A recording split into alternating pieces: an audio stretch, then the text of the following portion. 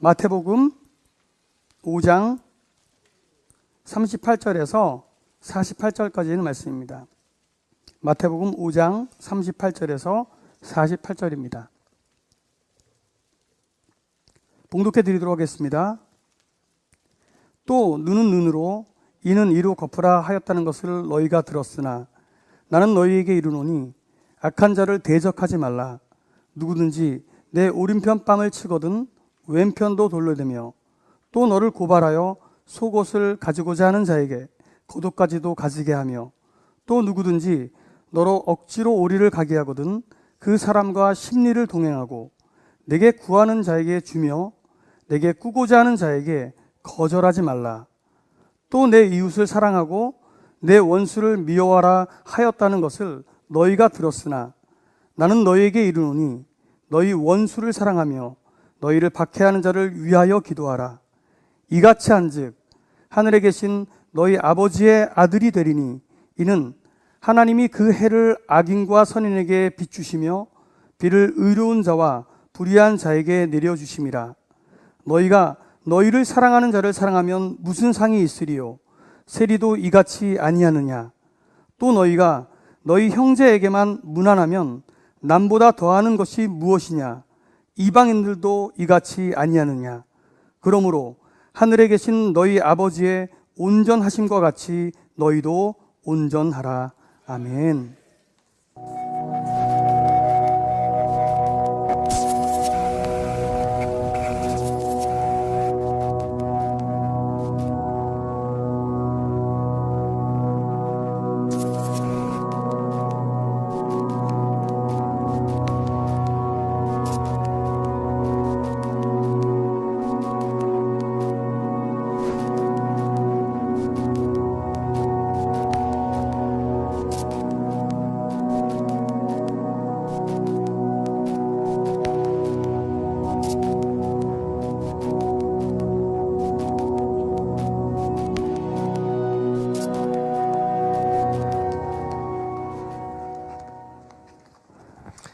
할렐루야. 펀처치 베들교회 오신 여러분들 주님으로 환영합니다. 옆 사람에게 이렇게 한번 축복하십시다. 오늘따라 더 멋있어 보이십니다. 예뻐 보이십니다. 자, 그럼 겸손하게 이렇게 답하십시다. 조명 타실 겁니다. 이 베들교회 조명은 은혜를 받아가지고요, 그냥 비치기만 해도 예뻐 보이고 멋있어 보이고, 제 눈에는 오늘 이 성전이 꽉 차 보이네요. 할렐루야. 좋으신 하나님 앞에 박수로 영광을 돌려드리겠습니다. 자, 파격이라고는 주제를 가지고 네 번째 하나님의 말씀 여러분과 나눕니다. 오늘 말씀은 우리가 흔히 산상수훈이라고 부르는 Sermon on the Mount, 산 위에서 예수님께서 하신 말씀이다 라는 그 산상수훈의 한 부분입니다. 자, 5장 1절 한번 보실까요? 마태복음 5장 1절을 보면 예수께서 무리를 보시고 산에 올라가 앉으시니 제자들이 나온지라 라고 얘기하고 있습니다. 예수님께서 산에 올라가셔서 그 산까지 따라 올라온 제자들에게 하나님의 말씀을 가르치셨다라고 하는 말씀입니다. 자, 그리고 8장 1절 한번 보십시다. 그렇게 해서 5장, 6장, 7장을 지나서 8장 1절에 보면 예수께서 산에서 내려오시니 수많은 무리가 따르니라 라고 이야기하고 있습니다.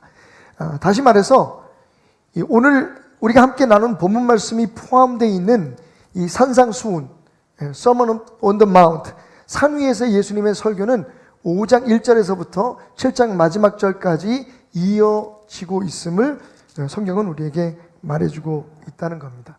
자, 이 산상수훈, 예수님의 산 위에서의 설교, 왜 중요할까요? 첫 번째로 마태복음의 기록에 의하면 예수님께서 하신 가장 길고 장구한 첫 번째 설교의 기록이기 때문입니다.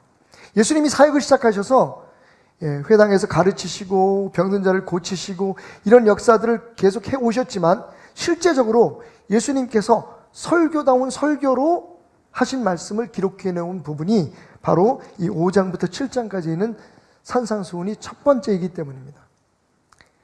자, 두 번째로 중요한 이유는 이 산상수훈은 마치 예수님의 삶의 서머리 같은 것이었어요. 아니면 자기 서론 같은 것이었습니다. 이 산상수훈은 예수님께서 앞으로 내가 이 땅에 와서 너희들과 함께 머무는 동안에 이렇게 살아갈 것이다. 다시 말하면 예수님께서 이 산상수훈에서 하신 말씀이 굉장히 우리가 이해하기도 어렵고, 사실 이해하기보다는 지키기가 더 어려운 이 말씀이 예수님께서 우리에게 이렇게 살아라, 그리고 내가 친히 내 삶으로 이 본을 보이노라 라고 말씀하신 예수님 사역에 대한 정리 혹은 서론, 반주, 프리뷰와 같은 그런 말씀이었다는 겁니다. 예수님은 당신이 말씀하신 이 설교대로 사셨습니다. 그러니까 산상수훈이 얼마나 중요한가 하는 것을 우리가 알고 있지만, 사실은 우리가 산상수훈을 공부하거나 산상수훈에 대해서 설교하기를 굉장히 부담스러워합니다. 왜냐하면 이대로 살기가 참 어렵기 때문이죠. 그럼에도 불구하고 정말 우리가 예수님을 따라가는 제자가 되고, 예수가 우리의 소망이요, 예수가 우리의 능력이요, 예수가 우리의 생명이요, 예수가 우리의 길이라는 것을 인정한다면 예수님께서 말씀하시고 친히 본으로 보여주신 이 말씀대로 살아가기 위해 몸부림쳐야 된다는 것, 그건 부인할 수 없는 사실입니다. 자, 그런데 제가 산상수훈을 공부하면서 그리고 함께 설교 준비를 하면서 이런 의문점이 하나 생겼습니다. 왜 예수님은 그 첫 번째 가장 중요한 설교를 산 위에서 하셨을까? 그죠? 자, 만약 이스라엘이 정말 막 산들만 있는, 산지만 있는 지역이었다면 산 위에서 많은 설교 중에 그 설교도 하셨을 수 있다라고 생각할 수 있겠지만, 아시다시피 예수님이 설교하신 현장들을 보면 여러분 들판에서도 하시고, 그죠? 광야에서도 설교하시고, 그리고 심지어는 물 위에 배를 띄우시고 그 배를 강단 삼으셔서 배 위에서 설교하신 적도 있단 말이죠. 그런데 왜 하필 이 첫 번째 예수님의 가장 중요한 설교를 산 위로 그 사람들을 데리고 올라가셔서, 여러분 산 위에 올라가셔서 설교하시는 예수님은 그렇다고 치고, 그 예수님의 설교를 듣기 위해서 그 산으로 따라 올라가는 사람들을 한번 생각해 보십시오. 씩씩거리면서, 특별히 저처럼 산을 오르기가 힘든 사람은 지금 언제 설교를 하는 거야? 어디까지 가시는 거야? 아마 불평하고 원망하며 그 산을 따라 오르지 않았을까라는 상상을 해봅니다. 그런데 왜 산이었을까요? 그 궁금함을 가지고 하나님의 말씀을 읽는 가운데 저는 이 산상수훈에, 소위 산상수훈에 반복되는 몇 가지의 문구가 예수님께서 이 첫 번째 가장 중요한 설교를 산 위에 오르셔서 하셨다라고 하는 그 이유를 발견하게 되었습니다. 첫 번째는 21절과 33절에 반복되고 있는 옛사람에게 말한 바라고 하는 말씀이죠. 한번 찾아보겠습니다. 21절. 옛사람에게 말한 바 살인하지 말라, 누구든지 살인하면 심판을 받게 되리라 하였다는 것을 너희가 들었으나. 자, 예수님의 산상수훈은 옛사람에게 말한 바라고 하는 말로 시작됩니다. 33절 보실까요? 또 옛사람에게 말한 바 헛맹세를 하지 말고 내 맹세한 것을 주께 지키라 하였다는 것을 너희가 들었으나. 역시 옛사람에게 말한 바라고 하는 말로 예수님은 가르침을 시작하십니다. 자, 그런데 중요한 건 그 다음에 따라 나오는 반복되는, 더 많이 반복되는 이런 말이죠. 나는 너희에게 이르노니. 22절, 28절, 32절, 34절, 39절, 44절. 오늘 우리의 본문이 포함되어 있는 39절을 볼까요? 나는 너희에게 이르노니 악한 자를 대적하지 말라, 누구든지 내 오른편 뺨을 치거든 왼편도 돌려대며. 자, 이 반복되는 두 개의 문구를 연결하면 이런 말이죠. 옛사람에게 말한 바 너희는 이렇게 들었지만 그 다음에 예수님 말씀하시길 나는 너희에게 이렇게 이르노라. 그러니까 예전에 너희가 들었던 그 말에 대하여 나는 이렇게 새롭게 말한다는 뜻이죠. 17절 한번 보겠습니다. 예수님께서 왜 이것을 반복적으로 말씀하시는지 그 속내를 보이십니다. 17절. 내가 율법이나 선지자를 폐하러 온 건 줄로 생각하지 말라. 폐하러 온 것이 아니요 완전하게 하려 함이라. 아멘. 자, 이렇게 상상해 보십시오. 지금 예수님께서 어디에서 말씀을 전하신다고요? 산 위죠. 그런데 예수님께서 그 산 위에 오르셔서 이렇게 말씀하십니다. 옛사람에게 말한 바, 그게 무엇입니까? 율법입니다. 그죠? 이 율법이잖아요. 살인하지 말라. 누구든지 살인하면 심판을 받을 것이다. 예. 율법이잖아요. 간음하지 말라 하는 것을 너희가 들었으니, 또 만일 내 오른 눈이 너를 실족해 하면 그 눈을 빼어버려라. 율법이잖아요. 오늘 33절의 말씀, 또 눈은 눈으로 이는 이로 갚으라 하였다는 것을 너희가 들었으나, 이게 다 모세의 율법입니다. 그런데 여러분, 모세가 율법을 어디서 받았죠? 신의 산 위에서 받았죠. 신의 어디라고요? 도봉산 아닙니다. 수락산 절대 아닙니다. 도봉산인데 중요한 건 산이에요. 그죠? 모세는 산에서 하나님의 음성을 듣고 하나님께 직접 율법을 받아서 그것을 돌판에 새겨서 산 아래에 있는 유대 사람들에게, 이스라엘 사람들에게 전했습니다. 지금 예수님께서 산 위로 올라가십니다. 마치 모세가 율법을 받을 때의 그 모습처럼. 그리고 예수님은 하나님으로부터 그 율법을 받아서, 새로운 법을 받아서 전하는 게 아니라 예수님 자신이 말씀을 전하십니다.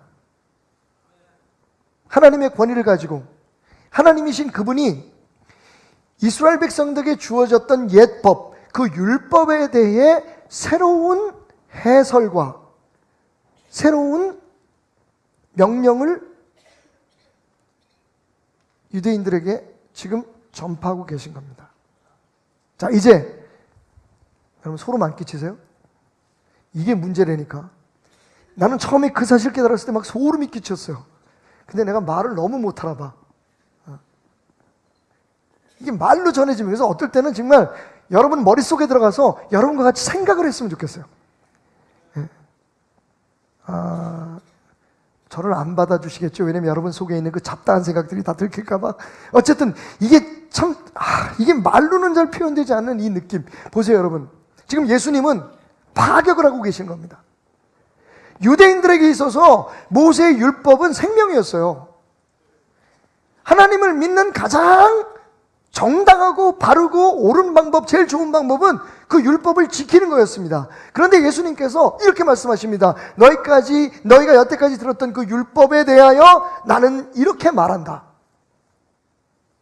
완전히 모세의 율법을 뒤집어 엎으시는 겁니다. 근데 사실은 그걸 없애는 게 아니라 그 율법을 진짜의 의미를 풀어주시면서 그 율법에 대해서 새롭게 정의를 내려주시는 겁니다. 너희가 이렇게 들었지만 나는 너희에게 이렇게 말한다. 다시 말하면 여태까지 너희가 모세의 율법 시대를 살았다면 지금부터는 나 예수 그리스도의 말씀, 내 말씀대로 너희가 따라 살아야 할지니라. 아멘. 굉장히 중요한 이 전환 포인트입니다. 그러니까 사실 우리가 율법 가지고 따지는 것이 왜 잘못되느냐, 사실은 율법이 잘못된 게 아니라 그 율법대로 살기 위해서, 그 율법을 이루기 위해서 사실은 예수님의 말씀을 순종해야 된다는 거예요. 예수님 말씀하시잖아요. 17절에서 내가 율법을 폐하러 온 거 아니다. 그 율법을 완성하러 왔느니라. 그러니까 예수님의 말씀이 율법의 완성입니다. 하나님의 의도를 성취하는 게 바로 예수님의 말씀을 따르는 거라는 거죠.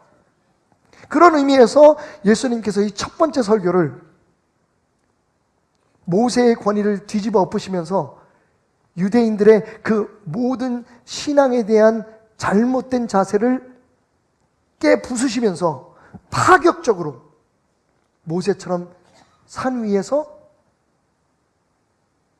전하고 계신다는 것, 굉장히 중요한 사실입니다.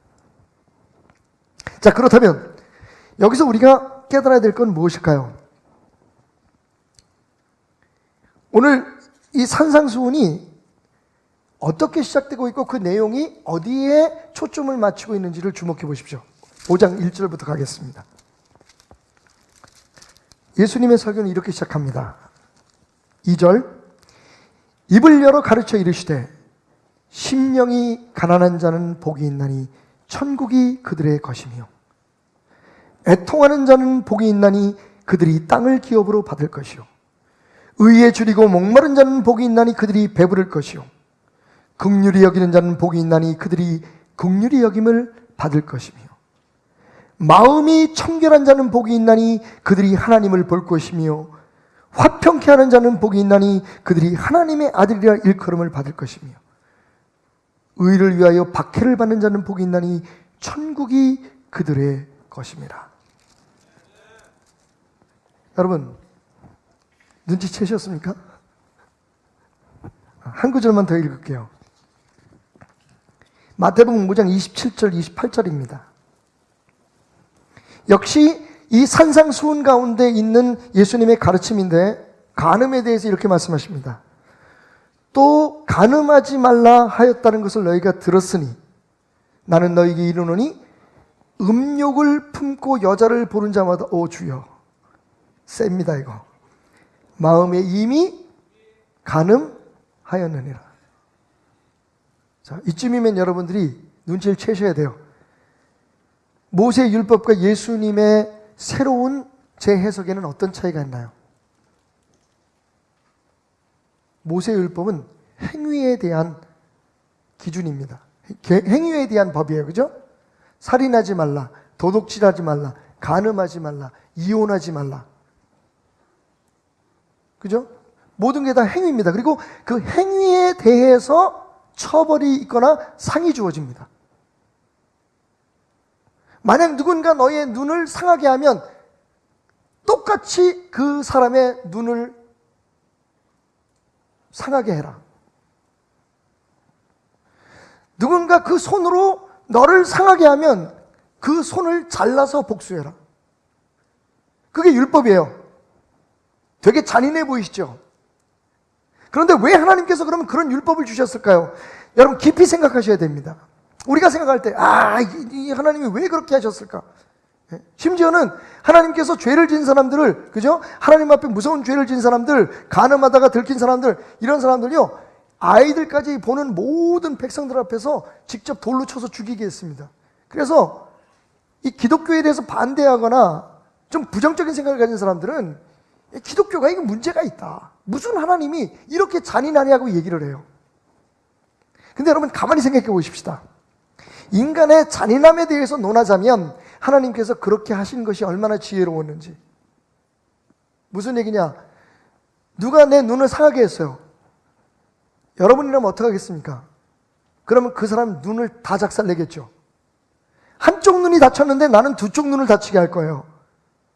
아닌 것처럼 이 양반들이 멍하니 저를 쳐다보고 있어. 예를 들면 누가 우리 아버지한테 잘못했어. 그러면 나는 그 사람뿐만 아니라 그 자식 새끼들까지 가만 안 둘 거예요. 예전에 그랬다고. 예전에, 예수 믿기 전에. 여러분, 하나님의 이름을 들먹이면서 점을 치고 하나님의 이름으로 자기의 유익을 취하는 사람들을 끌어다가 돌로 쳐서 죽이게 했어요. 하나님 이외에 다른 신을 섬기는 자들을 많은 사람들이 보는 앞에서 돌로 쳐서 처형을 했단 말이에요. 여러분, 굉장히 무섭고 잔인한 하나님 같지만 여러분, 그것은 어떤 효과를 가져옵니까? 그 사람이 이미 죄를 지은 그 사람을 그렇게 처단함으로, 공개적으로 처단함으로 이 세대와 오는 다음 세대, 어린이들이 그걸 다 봤단 말이에요. 얼마나 잔인합니까? 하지만 그것으로 인해서 정말 우리의 삶에 생명보다 더 귀한 하나님을 하나님으로 믿고 하나님만을 섬기는 그 신앙을 지키기 위해서 동해 보상법이라고 그러죠. 동해 보복법이라고도 얘기하는데, 같은 해를 입혀서 보상을 해라. 눈을 상하게 하면 그 사람의 눈을 상하게 해라. 여러분, 안 그러면 우리의 악한 인간의 악한 마음은 여러분, 그보다 더 큰 보복으로 보상받기를 원할 거예요.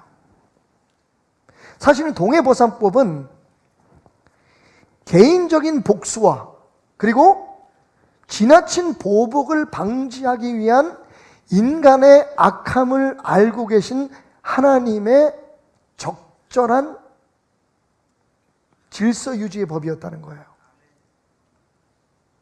그 자체로 보면 굉장히 잔인한 것 같지만, 그 자체로 보면 굉장히 무서운 것 같지만, 우리 하나님은 그것으로 더 이상의 아픔을, 여러분 보세요.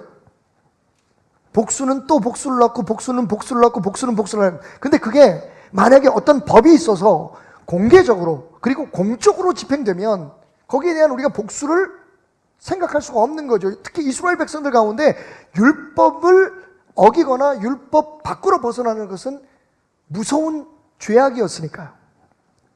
그러니까 율법 안에서 그만큼 딱 해결을 하는 거예요. 그리고 공적으로 해결하는 거예요. 그러면 개인이 복수를 하거나 혹은 내가 당한 것보다 더 많은 것을 복수하려고 하는 일들이 벌어지지 않을 것이고, 그것은 그 당시에 사람들로 하여금 질서를 유지하고 평화를 지키는 데에, 그리고 나아가서 하나님에 대한 무서운 죄를 짓는 것을 방지하는 데에 가장 적절한 판단이었다는 거죠. 근데 예수님께서 오셔서 그것을 이제 행동이 아닌 무엇으로? 마음으로 바꿔놓으십니다. 그죠? 그러니까 예수님의 모세 율법에 대한 새로운 해석과 그리고 보완은 어디서부터 시작되냐면 심령이 가난한 자라는 거죠. 행동이 아니에요, 여러분. 예수님 시대부터는 행동 이전에 마음이 주목받는 시대가 온 겁니다. 예수님은 심령이 가난하다, 애통하는 자, 온유한 자, 의에 줄이고 목마른 자, 우리가 흔히 천국의 윤리라고 말하는 이 말씀에 보면 행동은 하나도 나오지 않아요. 모두가 다 마음의 문제입니다. 내 마음이 가난해야 한다. 내 마음 속에 애통하는 마음을 가져야 한다. 네가 온유한 자가 될지어다. 마음 속에 의에 대한 주림을 가져라. 모두가 다 마음에 대한 이야기예요. 그리고 행동에 대한 율법도 이렇게 해석하십니다. 너희가 간음하지 말라는 얘기를 들었는데 네 마음 속에 간음한 마음을 품으면 이미 간음한 것이다. 행동 이전에 우리의 마음 자세가 더 중요하다는 것을 예수님께서는 말씀하고 계시는 겁니다. 그래서 한번 따라해 보겠습니다. 진짜 답은 행동이 아닌 마음에 있다.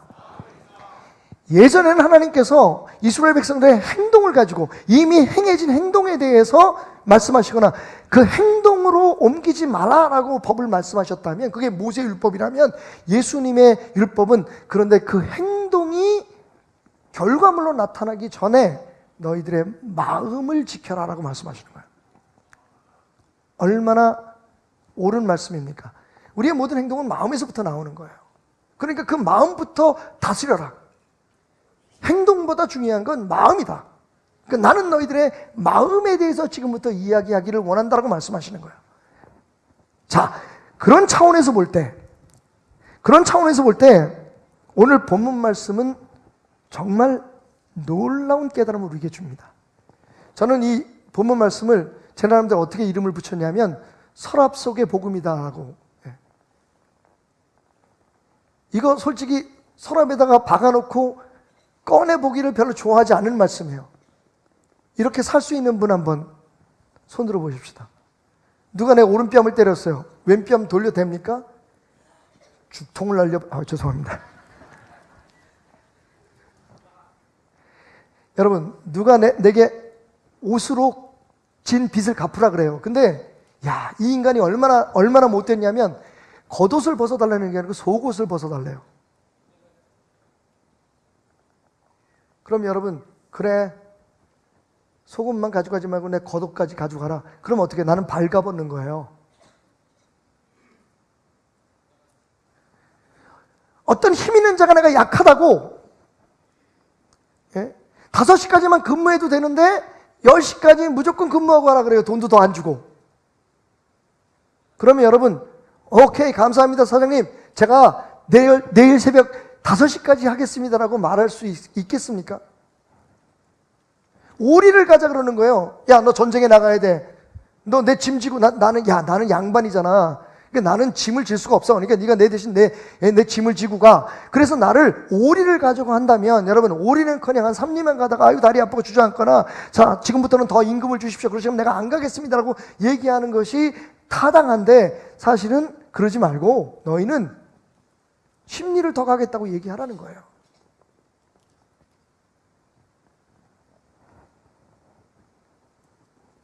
확실히 예수님이 2000년 전의 사람이 맞네요. 이게 말이 되냐는 거죠. 행위로 말하자면, 그렇게 행동하라고 하는 말씀으로 듣는다면, 이건 도대체 사실은 저도 여러분들에게 이렇게 실천하고 얘기 못하겠어요. 안 될 건데 뭐. 아니, 여러분, 오른뺨을 때릴 때 왼뺨을 돌려대기 전에 오른뺨을 때리려고 그러면 싹 피하면서 어퍼커트를 날리라고 가르치는 게 맞지. 예? 아니, 내가 아무리 목사라 그래도 나도 못하는 걸 여러분들에게 말하겠어요? 그죠? 속옷을 달라는데 겉옷을 벗어서 누가 와가지고 진짜 억울하게 세금을 50만 원을 달라는데, 에이, 다 모르겠다. 100만 원 내가 세금 내고 말지 이러겠어요?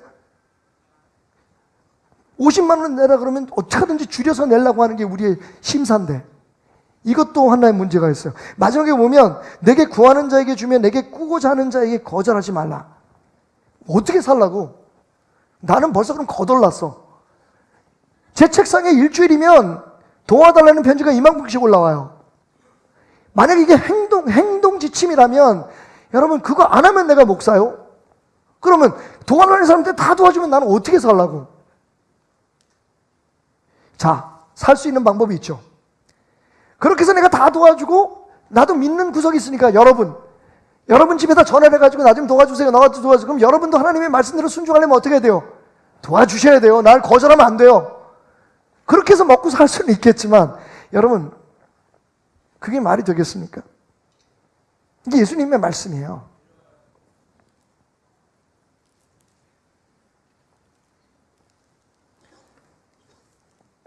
다시 여러분 입술로 고백했던 말을 생각나게 해드리기 위해서 제가 반복하겠습니다. 진짜 답은 행동이 아니다. 어디에 있다? 마음에 있다는 거예요. 마음에 있다는 거예요. 그러니까 예수님은 이 행동 자체에 대해서 우리에게 이렇게 하라고 말씀하신 게 아니라, 그렇게 행동해야 하는 마음가짐에 대해서 이야기하고 있는 거예요. 궁금하시죠?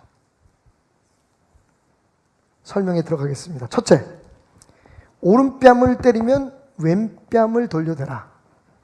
제가 우리 라이리가 두고 간 인형 하나를 가져왔습니다.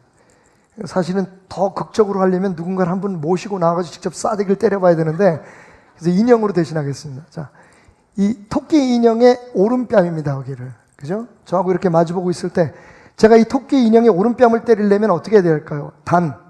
이스라엘 백성들은 왼손을 사용하지 않습니다.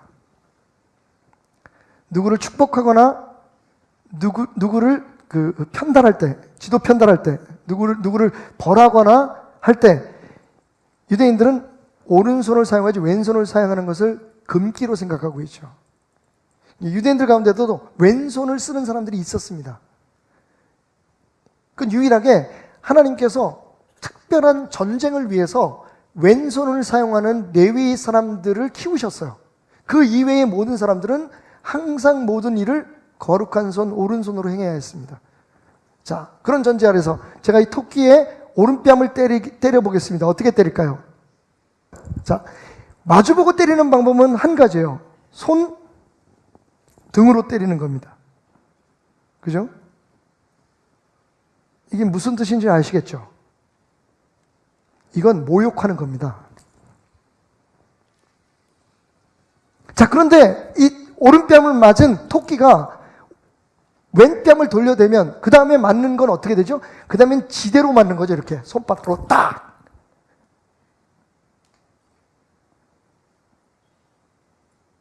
무슨 뜻일까요? 누군가 당신에게 억울하고 황당하고 자존심 상할 만한 일을 할지라도 너는 거기에 대해서 굴복하지 말라는 거예요. 당당하라는 겁니다. 어느 정도로. 그래, 때렸어. 네가 나를 그렇게 모욕하기 위해서, 모독하기 위해서 내게 그런 손찌검을 해도 그것으로 나는 흔들리지 않을 거야. 오른뺨을 갖다 대라는 겁니다. 다시 말하면 우리가 당하고 겪는 어떠한 일도 우리 하나님 앞에서의 우리의 정체성, 여러분 누구십니까? 예수 그리스도가 핏값으로 사신 하나님의 아들인 거예요. 그 사실에 대해서 아무런 변화도, 아무런 영향도 미치지 못하는 겁니다. 우리가 세상에서 갖고 있는 것, 우리가 누리는 것 그 자체가 내가 더 좋은 하나님의 사람이 되거나 내가 더 못난 하나님의 사람으로 만들지 않는다는 겁니다. 여러분은 하나님께서 더 이상 사랑할 수 없는 온전한 사랑을 받은 하나님의 자녀인 것을 믿으시기 바랍니다. 그러니까 우리가 힘이 없고 연약해서 당하는 그 수치와 모독에 대해서 일일이 반응하지 말라는 거예요. 찌질하게.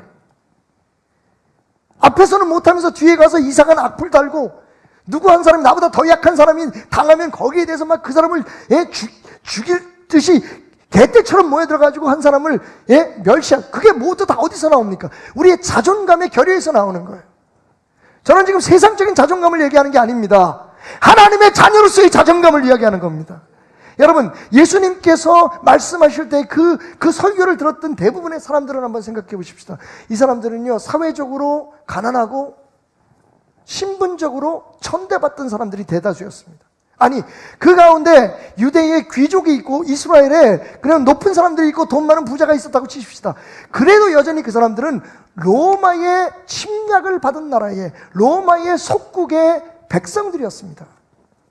우리처럼 이름을 바꿔야 됐어요. 일본에 침탈을 당했을 때 일제강점기에 있었던 것처럼 우리가 살기 위해서 이름을 바꾸고, 그들이 전쟁한다고 할 때 우리의 요강과 노숙갈들을 갖다가 바쳤어야 됐어요. 끌고 가면 끌려가야 됐단 말이에요.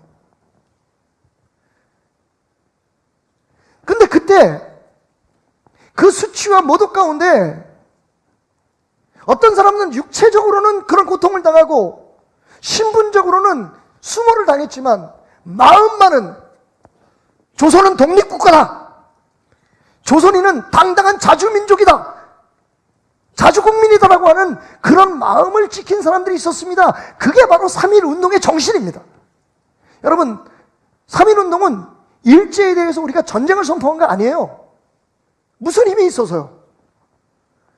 일본 사람들과 우리가 싸울 힘이 있었나요, 솔직히? 3.1운동은 너희들이 우리를 어떻게 취급하고, 너희가 어떻게 우리의 문화와 우리의 이런 그 재산들을 침탈해 갈지라도 우리는 죽으나 사나 자주민족 대한민국의, 그때는 조선이죠. 조선의 독립국가의 민족이다. 너희하고 똑같은 민족이라는 것을, 똑같은 시민이라는 것을 선포한 행위였습니다. 독립을 선포한 거잖아요. 그러니까 일본 사람들이 무서워했던 거예요. 맞짱 뜨자 그랬으면 일본 사람들이 죽이지요, 우리를. 가만두겠습니까? 그런데 이건 죽여서도 해결이 안 되는 거예요. 수모를 주고 멸시를 주고, 심지어는 주기철 목사님 같은 경우에 모델을 걸어가라고 해도 너무 당당한 거예요. 여러분 상상해 보십시오. 첫 발은 그렇다고 치십시다. 첫 채찍은 그렇다고 치십시다. 얼마나 두려웠겠어요? 얼마나 무서웠겠어요? 얼마나 아팠겠어요? 여러분, 모델을 걸어간다는 게 우리가 말로 못할 수 있는 아픔이겠습니까? 못에 박힌 발을 빼서 또 옮겨야 돼요. 근데 왜 그랬을까요? 그냥 신사 앞에 절을 하면 되는데, 알았어요, 시키는 대로 할게요 라고 말하면 될 텐데, 왜 그분들은 고통에 고통을 더하고 못 박힌 상처에 또 못이 박혀 들어가는 그 아픔을 찬송을 부르며 견뎌냈을까요? 너희들이 내게 어떤 행위를 해도 내가 하나님의 종인 것과 하나님의 자랑스러운 아들이라는 것은 절대로 변하지 않는다라는 자존심이 있었기 때문입니다. 여러분, 하나님을 믿으면서 하나님의 자녀가 됐다고 생각하면서 예수 그리스도의 보혈의 피값으로 우리가 살아났다. 여러분, 우리가 잘나서도 아니고 우리가 돈 많아서도 아니고 우리가 많이 배워서도 아니고 그냥 있는 모습 그대로 예수님께서 날 위해 십자가에 피 흘려 죽으셨다. 여러분, 그 정체성을 여러분들이 붙드셔야 됩니다. 지금부터 더 잘하고 더 잘나고 성공해야만 하나님이 우리를 더 사랑해 주시는 게 아니에요. 더 좋은 하나님의 자녀가 되는 게 아닙니다. 이미 우리는 하나님의 자녀입니다. 그런데 세상이 우리를 멸시해요. 힘 있는 자들이 우리를 억울하게 당혹스럽게 합니다. 손등으로 우리의 뺨을 때려대고 우리에게 침을 뱉을 때 여러분, 예수님을 기억하십시오. 예수님이 만약 거기에 화를 내고 비굴해졌다면 십자가를 지셨겠습니까? 신앙은 무엇입니까? 하나님 안에서의 우리의 정체성을 찾는 거예요. 하나님의 눈으로 우리 앞에 있는 모든 일들을 바라보는 겁니다. 내 생각이 아니라, 내 판단이 아니라, 내 기준이 아니라 하나님의 말씀 안에서 하나님과 함께하는 그 은혜 속에서 세상을 바라보고 살아가는 거예요. 여러분, 여러분의 소망은 누구십니까? 여러분의 지혜는 누구입니까? 여러분의 능력은 어디서 옵니까? 여러분의 생명은 누구십니까? 그러면 그렇게 살아야 되는 거잖아요. 사사건건 우리가 세상에서 당하는 일들에 대해서 화를 내고 반응하고, 그건 뭐예요? 우리 스스로가 약하다는 사실을 인정하는 겁니다. 당당하셔야 됩니다. 예수님의 복음입니다. 진짜 뺨을 돌려대든지 안 되든지 그건 중요하지 않아요. 중요한 건 당신의 마음이 어떤 수모와 어떤 억울함을 당해도 내가 하나님의 자녀이니까 라고 당당할 수 있느냐 하는 겁니다. 두 번째도 마찬가지예요. 또 너를 고발하여 속옷을 가지고 사는 자에게 겉옷까지 가지게 하라. 옛날에 가난했잖아요, 이 사람들이. 세금을 부여합니다. 힘 있는 자들이. 그것도 로마에 빌붙어서 먹고 살기 위해서 점령국가의 권위를 이용해서 자기 친 백성들의 주머니를 털어서 로마에는 요만큼 갖다 주고 세금을 많이 걷어서 남은 건 자기가 가져요. 백성들이 돈을 낼 게 없습니다. 그러면 그 당시에는요, 지금은 지금도 만약에 우리가 돈을 못 내면 우리 재산을 압류하잖아요. 그런 것처럼 그 당시에 제일 큰 재산은 옷이었거든요. 근데 이 악한 인간들의 행위를 보십시오. 겉옷을 벗어가면 그래도 속옷 입고서 살 수는 있잖아. 그런데 속옷을 벗깁니다. 이건 모든 것을 빼앗겠다는 거예요. 저도 속옷만 남겨놓고 다 벗어본 적이 한 번 있습니다. 물론 목욕탕에 가면 다 벗지만 그건 내 손으로 벗는 거고, 9.11 사태가 터지자마자 일주일 후에 제가 뉴욕에 있는 우리 성도들이 걱정이 돼서 미국에 집회를 갔다가 뉴욕 공항으로 제 행로를, 그러니까 서울로 바로 들어오지 않고 뉴욕을 도착했어요. 여러분, 어디를 봐서 제가 테러범처럼 보입니까? 사실 제가 테러범은 테러범이에요. 저는 입으로 사람을 죽입니다. 이거 고쳐야 되는데. 저는 언어 테러범인 것 같아요. 가끔 그런 생각을 하고 회개를 합니다만.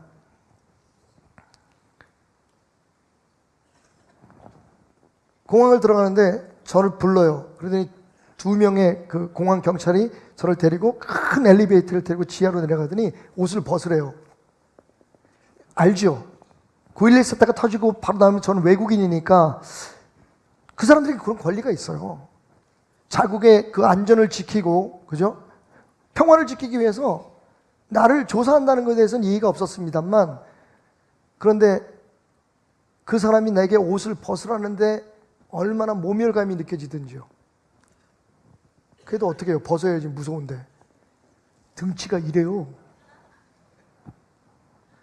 그 권위에 누가 순종하지 않겠어요? 그래서 다 벗고 팬티만 입고 제가 조사를 받았어요. 그리고 옷을 입고 다시 공항으로 들어가는데, 이거 뭐지? 뭐 그런 느낌이 드는 거예요. 그러니까 이제 그다음부터 막 별 생각이 다. 내가 한국 사람이라서 그런가? 내가 다리가 짧다고 그런가? 이 인간들이? 왠지 모르게 내가 약해서 당한 것 같은, 근데 아닐 거예요. 분명히 아닙니다만 이 사람의 마음이 그래요. 굉장히 억울하게 당했다는 느낌이 드는 거예요. 왜 다른 사람도 그냥 들어갔는데 왜 나는, 예? 여러분, 법정에서 속옷으로 갚으라고 얘기하는 겁니다. 야, 이건 인격의 모독이에요. 그때 흔들리지 말라는 겁니다. 속옷 벗어주면 그만이지. 겉옷도 가져갈래?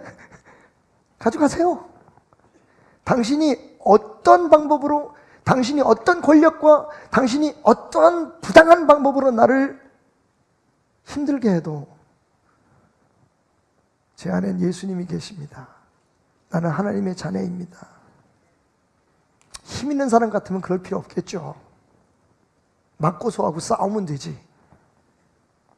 그런데 예수님의 말씀을 듣던 대부분의 사람들, 아니 예수님께서 이 땅에 위하여 오신 사람들은 스스로가 다 약하고 스스로가 다 천하다고 생각하는 사람들 뿐이었어요.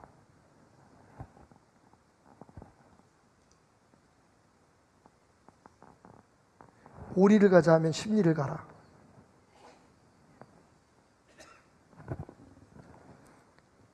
부당하잖아요. 내가 왜 당신을 위해서 오리를 가? 내가 왜 당신을 위해서 오리를 가져야 돼? 짐을 지고. 그리고 당신 대신 내가 전쟁에 나가야 될 이유가 뭐야? 그런 부당한 대우를 받을 때에도 잊지 말아라. 하나님은 말씀하신다. 누구의 힘에 의해서, 어쩔 수 없는 억압에 의해서, 부당한 대우에 의해서 네가 끌려갈지라도 내 눈에 너는 여전히 당당한 나의 아들이다, 딸이다. 너는 보배롭고 존귀한 나의 사람이다. 세상에 있고 없는 것, 우리가 당하는 어떤 대우나 이런 것들이 우리를 그 존귀한 가치에서 한 걸음도 뒤로 물러서게 하지 않습니다. 근데 우리는 그런 일을 당하면 억울하다고 싸우고, 예? 화를 내고 복수하려고 하고, 어찌 보면 그 모든 것들이 하나님 앞에서의 우리의 정체성을 우리 스스로가 인정하지 않는 것에 대한, 다른 말로 얘기하면 믿음 없는 행위라는 거죠. 그러면서 예수님 말씀하십니다. 구워달라는 사람한테 주어라. 거절하지 말라. 얘기는 뭐예요? 제발 없는 척하지 말고 살라고요. 그거 뭐 사실 아니 근데 줄 게 없는데 구워주는 것도 바보지. 예수님이 그런 말씀은 아닐 거예요. 좀 넉넉하게 살라는 겁니다. 또 우리가 흔히 뭐 꼭 그런 건 아닌데 있는 사람들이 더한다는 얘기를 그렇게 하잖아요. 누가 와서 내가 어렵다고 도와달라고 하면 그래요. 저게 다른 데 쓰려고 그래 저거. 아니 지가 열심히 일해서 벌면 되지. 제발 이러지 말라는 거예요. 돈 없으면 안 주면 돼. 주기 싫으면 안 주면 돼. 근데 왜 판단하고 평가질을 하냐고요.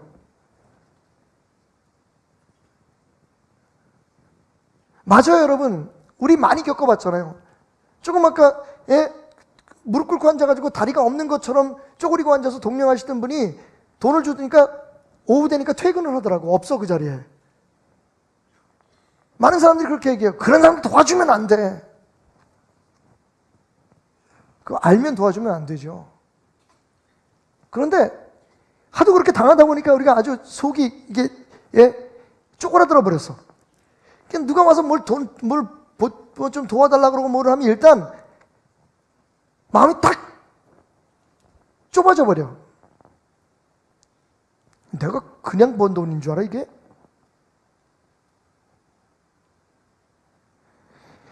도와줄 수도 있고 그러지 않을 수도 있지만 마음만은 우리가 넉넉하게 살자고. 왜? 우리는 개똥이를 구르며 살아도 하나님의 자녀라는 거예요. 옛날 이스라엘 백성들이 다 그랬잖아요. 옷 한 벌 제대로 갖지 못하고 먹을 거 없어서 엄청난 세금 더미에 살아가면서 그들이 외형적으로나 신분적으로 어디서 자부심을 얻을 수 있겠어요? 예수님 보세요, 여러분. 자, 제가 말씀드렸죠? 산상수훈은 예수님이 직접 실천하신 설교다. 예수님 십자가에 올라가실 때 발가 벗겨져서 올라가셨어요. 속옷, 겉옷 다 벗겨졌어요. 예수님 침뱉음 당하고 따귀를 맞으셨어요. 조롱을 당하셨지만 여러분, 예수님은 어떻게 하셨나요? 그게 바로 예수님이 우리에게 본받기를 원하시는 거예요. 찌질하게 살지 말라는 거예요. 너희가 하나님의 아들이고 하나님의 자녀라는 거, 하나님의 백성이요, 교회요. 너희들이 잘못한 것에 의해서 핍박을 받고 너희들이 잘못한 것에 대해서 손가락질을 당하는 것은 어쩔 수 없지만, 그건 회개해야 될 부분이지만, 그렇지 않고 혹시라도 억울하게 당하고 부당한 대우를 받더라도 흔들리지 말라는 겁니다. 비굴해지 말고, 그렇다고 거기에 대해서 악으로 이겨내려고 하지 말고, 너희는 그저 하나님 앞에 존귀한 존재고 온 우주 만물 모든 역사의 주인이신, 지금도 우리의 역사를 그 손에 붙들고 이끌고 가시는 하나님의 자녀라는 것을 기억하라.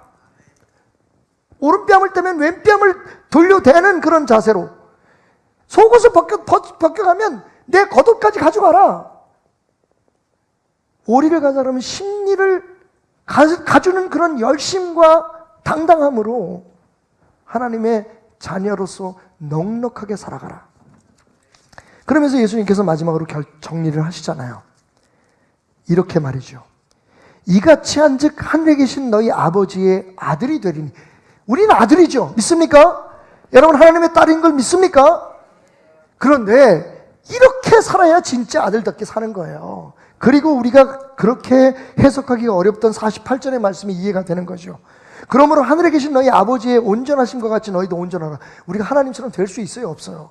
없습니다. 많은 우리가 하나님의 자녀로서의 당당함을 가지고 살아가면 우리가 하나님의 권위와 권세로 살아갈 수 있다는 겁니다. 그것이 하나님이 온전한 것처럼 너희도 온전하라고 하는 말씀의 의미입니다. 하나님 자녀답게 살라는 거예요. 하나님 아들답게 살려는 겁니다. 그러기 위해서 어떻게 하라고요? 원수를 용서하고 원수를 위해서 오히려 기도하라는 거예요. 왜 기도해야 됩니까?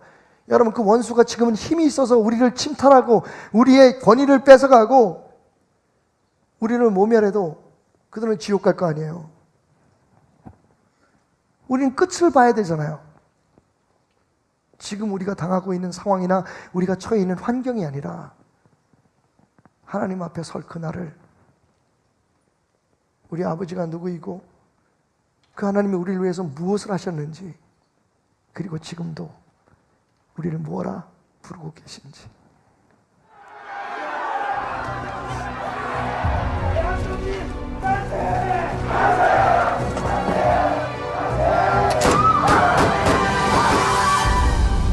週刊番号371番入室 조년 알지? 그 가통님이 무엇이 중요하다고. 만세 누가 시켜서 했습니까?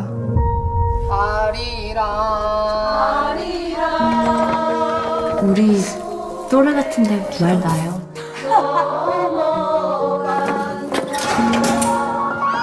오마이가 슈도 스타일까? 시킨 사람은 있다. 다 너 1번 때문이다. おとなしくしてなさい。 무슨 계획에서 이런 말 하는지. 저기요, 만세 1주년인데 빨래나 하고 있을 순 없잖아요. 自ら囚人だということを共有しております。 오늘이 몇 월 며칠이냐?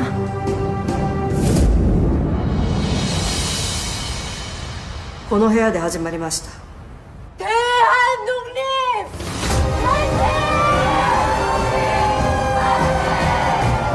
감옥에서 만세를 불러. 감옥에서.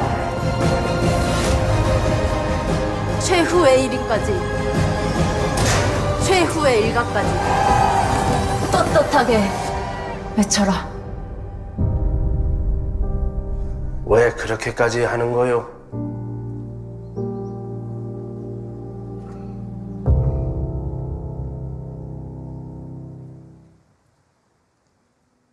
만 16살입니다. 여러분, 요즘 16살은 뭐하고 살아요? 아니, 이상한 게 그렇게 교육에 열을 올리고 그렇게 많이 투자하는데 왜 우리의 16살은 1919년도의 16살과 이렇게 다를까요? 저는 이게 퇴화한 것 같아요. 신체적으로, 외형적으로 우리가 소유한 것이나 우리가 배우는 지식에 있어서는 진화된 게 맞는데, 근데 여러분, 마음은 이렇게 퇴화될 수가 있을까요? 16살의 어린 소녀가 학교 담을 뛰어넘습니다. 아버지가 그리스도인이었어요. 그 딸에게 그 믿음이 이어지기를 원했고 새로운 세상의 지도자가 되기를 원했습니다. 그 멀리 천안에서 딸을 이화학당에 보냅니다.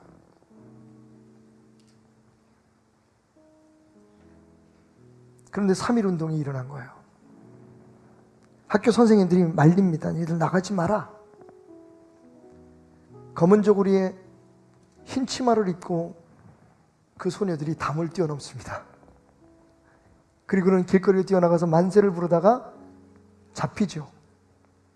당시 만 16살이었던 유관순 여사는 고향인 천안에 가서 아운의 장터에서 만세를 부르다가 잡힙니다.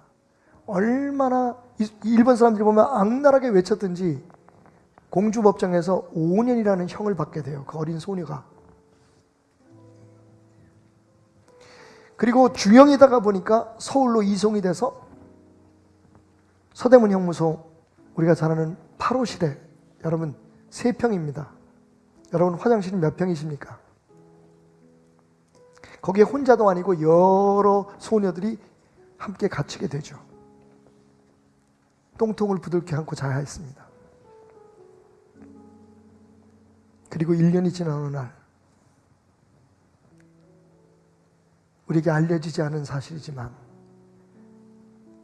함께 잡혀왔던 소녀들에게, 대부분이 기독교 신앙을 가지고 있던 소녀들에게 유관순 여사가 외칩니다.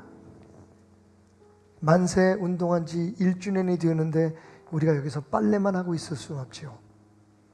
그리고 여러분, 서대문 형무소 안에서 담장 밖에서 사람들이 들을 만큼 큰 소리로 울부짖는 만세의 외침이 울려 퍼졌다고 합니다.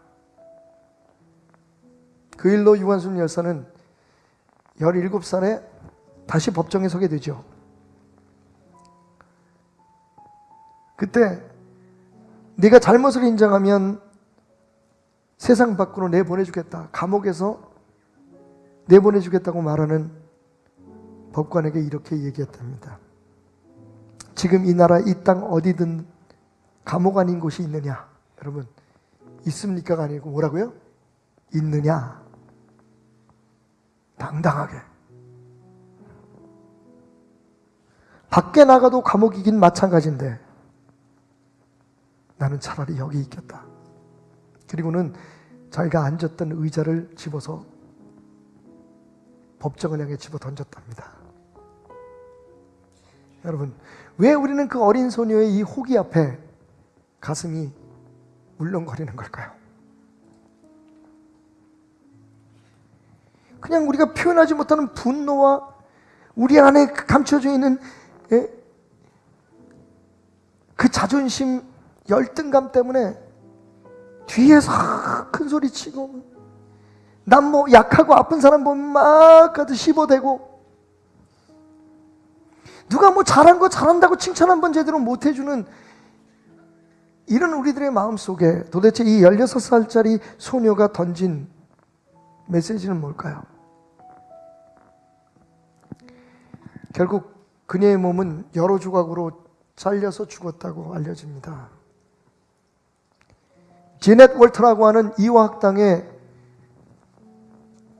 교장 선생님이 일본 정부에 유관순의 장례식을 치르게 해달라고 요청합니다. 거부하죠, 당연히. 그 모습을 보일 수가 없으니까. 그때 이 월터 여사가 이렇게 말했답니다. 만약 그렇다면 미국과 온 전 세계의 신문에 당신들이 행한 만행을 낱낱이 고해 당신들을 세상 앞에 알리겠다고. 결국 일본 사람들은 그 죽음을 제네럴 월터 교장에게 내주고 당시 정동교회의 담임 목사였던 김종우 목사님이 눈물의 장례식을 치릅니다.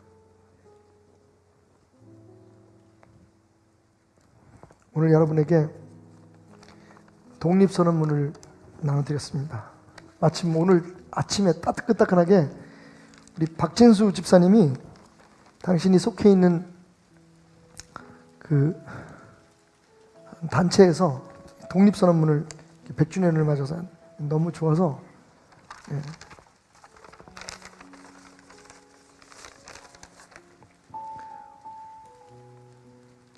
오등은 자해 조선의 독립국임과 조선인의 자유민임을 선언하노라. 차로서 세계 만방에 고하야 인류 평등의 대의를 극명하며 차로서 자손 만대에 고하야 민족 자존의 정권을 영육해 하노라. 그 다음부터는 한자가 너무 많아서 못 읽을 것 같고 뒤로 돌리면 번역본이 있습니다. 우리는 반만년 역사의 권위에 의지하여 독립을 선언한 것이며 2천만 민중의 충성스러운 마음을 모아 우리의 독립을 널리 퍼뜨려 알리는 것이고 결의의 한결같은 자유발전을 위하여 독립을 주장하는 것이며 전 인류가 순수한 마음으로 바라는 세계 개조의 큰 뜻을 따르고 함께 나아가기 위하여 독립을 주창하는 것이니 이것은 하늘의 뜻이며 시대의 큰 흐름이며 전 인류가 더불어 함께 살아가는 권리를 얻기 위한 정당한 주장이자 활동이므로 세상 그 무엇도 우리의 독립을 막지 못할 것이다. 대한독립, 소리가 울려 퍼진 것 같습니다.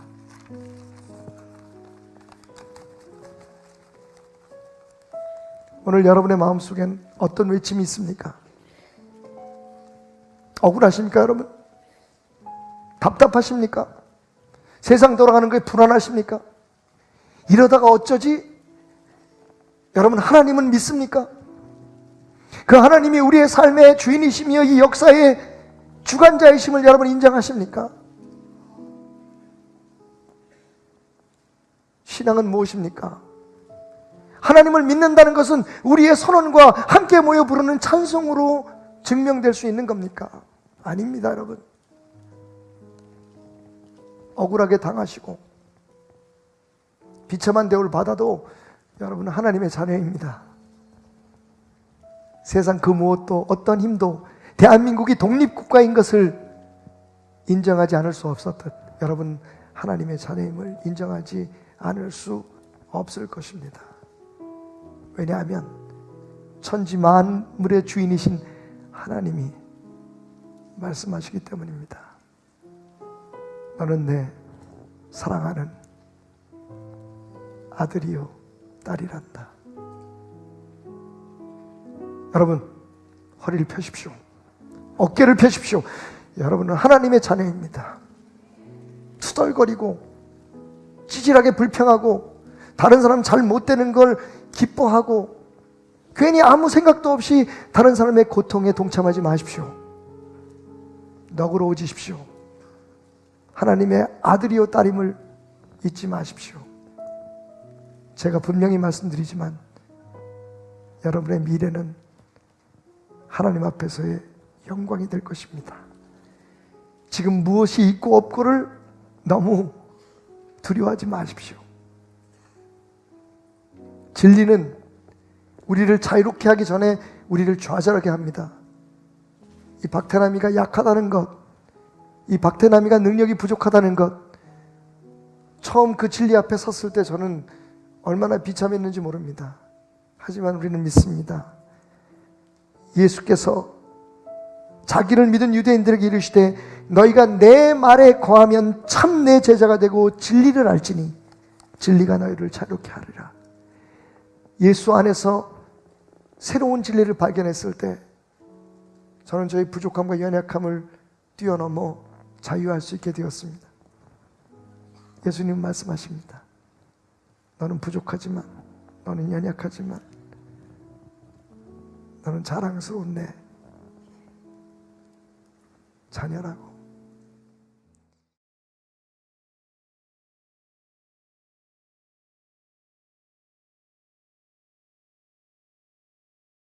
할렐루야. 우리 하나님께 영광의 박수로 이 시간 귀한 예배 문을 활짝 열겠습니다. 오늘도 이 시간 이곳에 함께 하실 하나님, 나의 예배를 받아주시옵소서. 부족하지만 나의 입술을 열어 주님을 찬양하기 원합니다. 그 찬양이 하늘의 문이 활짝 열려지는 귀한 믿음의 고백이 되기 원합니다. 우리 같이 입술로 고백하며 이 시간 주님께 나아가겠습니다. 당신은 영광의 왕, 당신은 영광의 왕, 당신은 평강의 왕, 당신은 하늘과 땅의 주, 당신은 정의의 아들,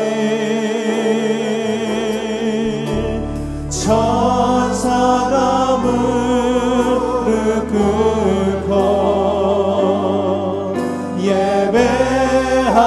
예배하고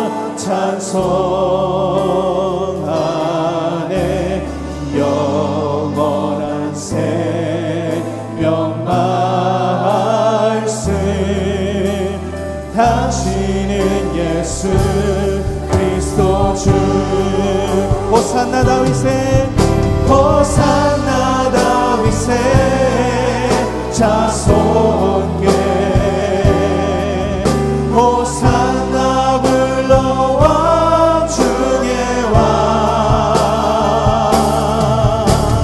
높은 하늘에 영광을 예수 주 메시아네. 우리 한 번 더 선포하며 나갑니다. 당신은 영광의 왕, 당신은 영광의 왕, 당신은 평강의 왕, 당신은 하늘과 땅에, 당신은 하늘과 땅의 주, 당신은 정의의 아들, 천사가 무릎 꿇고 예배하고 찬송하네. 영원한 생명 말씀, 당신은 예수 그리스도 주. 호산나 다윗의, 호산나 다윗의 자손께 호산나 불러 왕 중의 왕. 높은 하늘에 영광을 예수 주 메시아. 우리 한 번 더 호산나 다윗의, 호산나 다윗의 자손께 호산나 불러 왕 중의 왕. 높은 하늘에 영광을 예수 주 메시. 우리 한 번 더 주님을 높여드립니다. 호산나 다윗의, 호산나 다윗의 자손께 호산나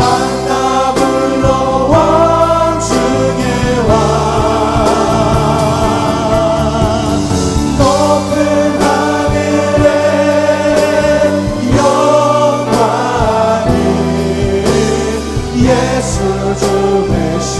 우리 마지막으로 한 번 더 고백합니다. 호산나 다윗의, 호산나 다윗의 자손에 호산나 불러왕 중의 왕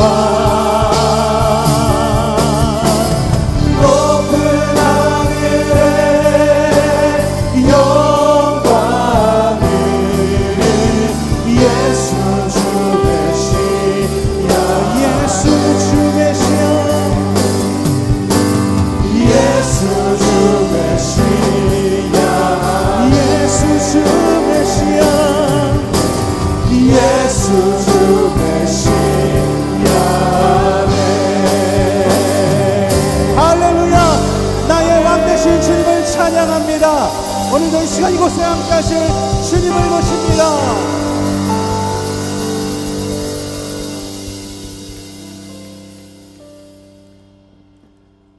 나의 왕 되신 주님을 찬양합니다. 오늘도 주님의 은혜가 이곳에 가득히 넘치기를 소망합니다. 우리 기쁜 마음으로 주님께 계속해서 찬양으로 영광 올려드리겠습니다. 박수 치면서 우리 다 같이 일어나 주님께 영광 올려드립니다. 할렐루야. 주님의 그 신실하심은 정말로 놀랐습니다. 내게 임하실 주님의 그 은혜 이 시간 기대합니다. 할렐루야. 주 신실하심 놀라워 죄인의 마음 든든해 자비의 물가로 자비의 물가로 인도하시니 그 무엇도 끊지 못해 주여 주여 기억하소서 주 백성 자녀는 신실한 주님의 약속 주님의 은혜 내게 넘치네 나를 향한 주 은혜 한 번 더 주님의 은혜 주님의 은혜 내게 넘치네 나를 향한 주 은혜 공의와 사랑 놀라워 악한 자 들어쓰시네 약한 자 들어쓰시네 구원의 노래로 인도하시니 구원의 노래로 인도하시니 이곳에 반 백성이 함께 주님을 찬양합니다. 반 백성 함께 찬양해 주여 기억하소서 주여 기억하소서 주 백성 자녀를 신실한 주님의 한 번 더 주여 기억하소서 주여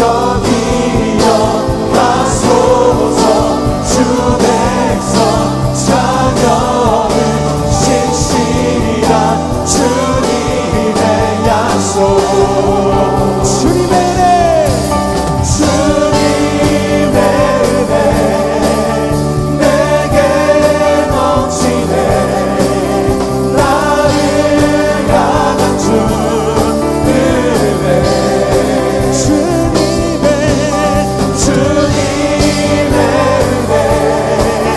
내게 넘치네 나를 향한 주 우리 한 번 더 찬양합니다. 주님의 은혜가 그 은혜가 오늘 내게 넘칩니다. 나를 향한 주님의 그 은혜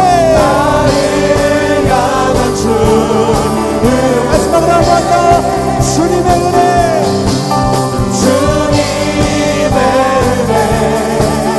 내게 넘치네 나를 향한 주 우리 계속해서 찬양하겠습니다.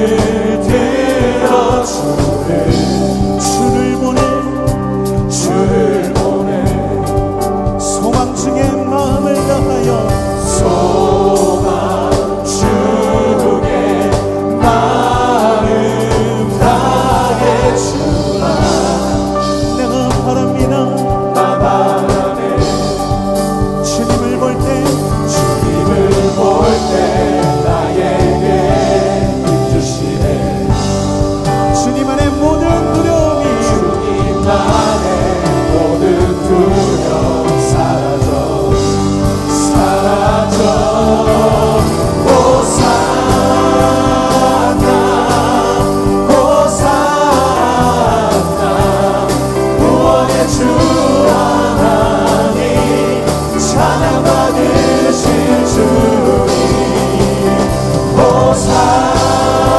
호산나 호산나 내 안에 임하셔서 주님의 뜻 이루소서 주께 드린 마음을 다한 주께 드린 마음 다하니로 주여 들으소서 들으소서 주의 나라 주의 나라 사가 영원히 새롭게 해 새롭게 해 주님을 볼 때 나에게 이끄시네 주님 나의 모든 두려움 우리 한 번 더 주님을 볼 때 나에게 이끄시네 주님 안에 그 모든 두려움이 주님 안에 모든 두려움이 다 같이 선포하시라 사라져 호산나 호산나 구원의 주 하나님 찬양 받으실 주 호산나 호산나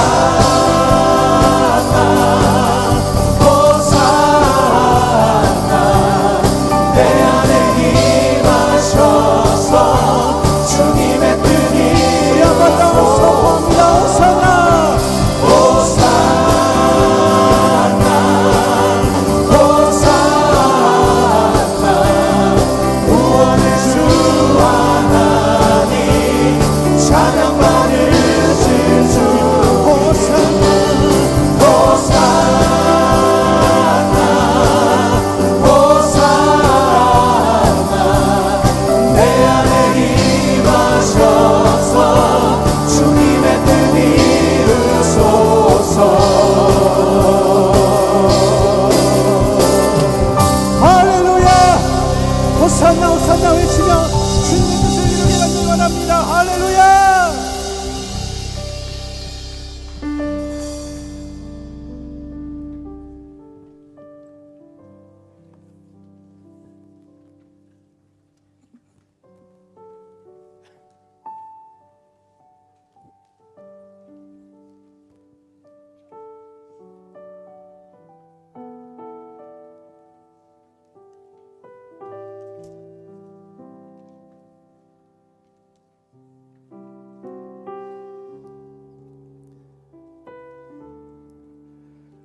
내게 주신 은혜를 감사하며 주님께 호산나 외치며 주님께서 주신 그 사랑을 고백하며 선포하며 나아갈 수 있도록 허락하심을 참으로 감사합니다.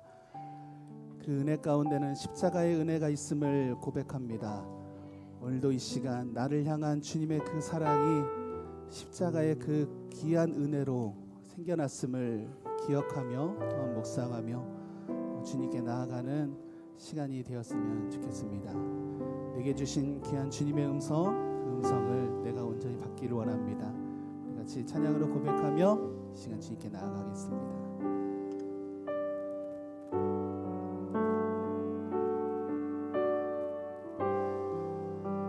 십자가 그 사랑, 십자가 그 사랑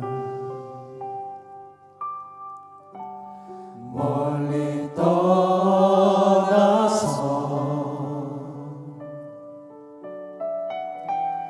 무너진 나의 삶 속에 잊혀진 주 은혜 돌 같은 내 마음 돌 같은 내 마음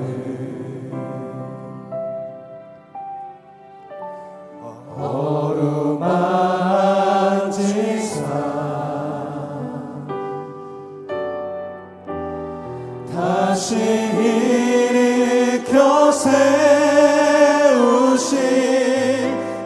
주를 사랑합니다. 주 나를 보호하시고 날 붙드시리.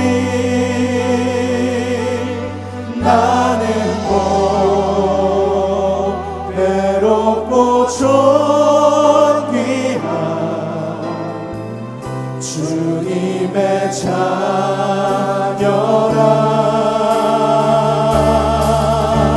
주 너를 보호하시고 널 붙드시리. 너는 외롭고 존귀한 주의 성과 높은 목소리로 찬양하겠습니다. 지나간 일들을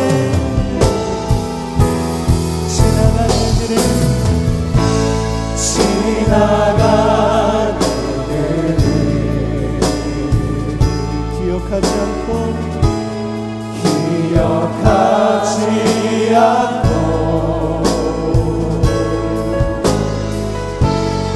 이전에 행한 너는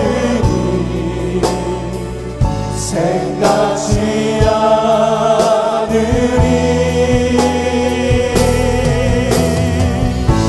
사막의 강물과 길을 내시는 주. 내 안에 새 일을 행하신 주만 바라보리라. 주 나를 보호하시고 주 나를 보호하시고 날 붙드시니.